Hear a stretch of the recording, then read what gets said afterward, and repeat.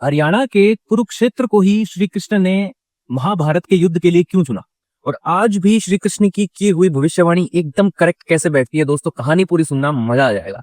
Okay, तो शुरू करते हैं। होता यह है भाई साहब कि श्री कृष्ण दुर्योधन के पास जाते हैं और उन्हें कहते हैं कि देखो भाई दुर्योधन, लड़ाई झगड़े में कुछ नहीं रखा, मैं एक शांति प्रस्ताव लेकर आया हूं कि तुम एक काम करो, पांडवों को 5 गांव दे दो, उनको ज्यादा कुछ नहीं चाहिए, तुम अपने राजा बने रहो, उन्हें सिर्फ एक 5 गांव दे दो और वो अपनी खेती बाड़ी करके अपना जीवन जी लेंगे, उन्हें कोई युद्ध नहीं करना, कुछ नहीं करना।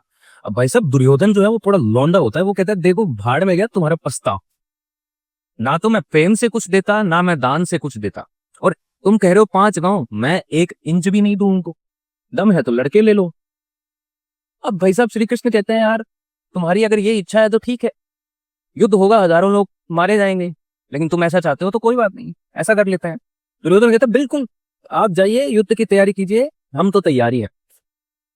श्री कृष्ण आते हैं पांडवों के पास और कहते हैं कि भाई देखो दुर्योधन तो मानेगा नहीं, उसकी लौंडागिरी निकालनी पड़ेगी, अब उसका अहंकार बहुत चरम पे है।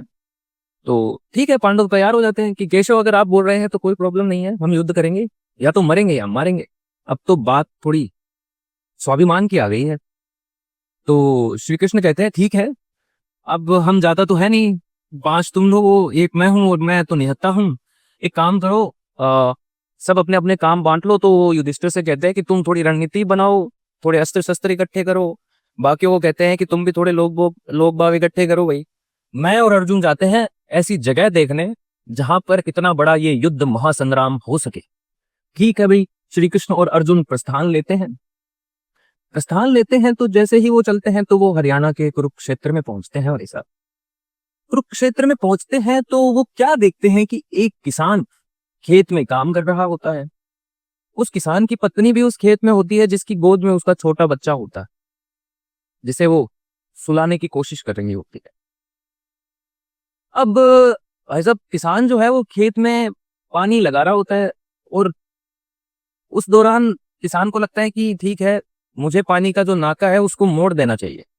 तो वो अपनी पत्नी को दूर से आवाज लगाता है कि सुनती हो, जरा नाका मोड़ दो।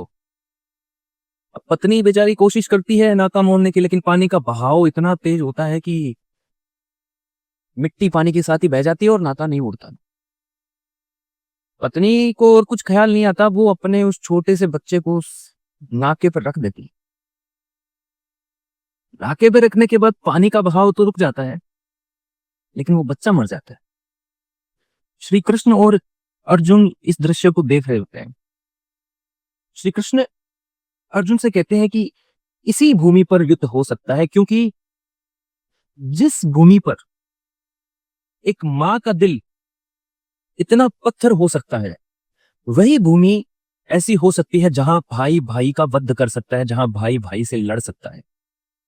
ऐसी मनोभूमि पर ही युद्ध होगा जहां भाई भाई को मारने में बिल्कुल नहीं सोचेगा। और इस तरह से महाभारत के लिए हरियाणा का कुरुक्षेत्र डिसाइड होता है।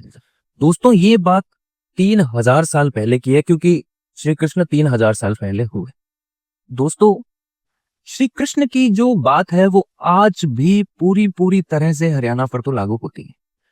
भाईचारे के नाम पर हरियाणा में भाई भाई को ही मार, और ये देखकर ना बहुत तकलीफ भी होती है। किस बात की लड़ाई है कुछ पता नहीं, लेकिन इतनी सारी सोशल मीडिया पे वीडियोस आती हैं जिसमें हरियाणा मुझे लगता है टॉप पे है एक दूसरे को मारने में, और सिर्फ भाईचारे के नाम पे ही भाइयों को मारा जा रहा है, और कुछ नहीं है उनके पास ज्यादा। लेकिन ये जब देखते हैं ना तो अंदर से बड़ी तकलीफ होती है भाई, सच में बहुत तकलीफ होती है कि यार किस बात की लड़ाई है, तुम सिर्फ भाईचारा भाईचारा करके ही भाइयों को मार रहे हो। और बहुत दुख है इस बात का, क्योंकि आप देखो कि यार जो जैसा मेरा भाई है वैसा ही दूसरे का भाई है, जैसे जैसे मैं किसी का बेटा हूं वैसे दूसरा भी किसी का बेटा है। लेकिन श्री कृष्ण की बात बिल्कुल सच हो जाती है कि हरियाणा ही ऐसी भूमि है जहां भाई भाई को मारेगा और यहाँ युद्ध होगा। तो दोस्तों कहानी कैसी लगी, अगर अच्छी लगी हो तो शेयर कर देना। मिलते हैं नेक्स्ट वीडियो में, तब तक के लिए हर हर महादेव।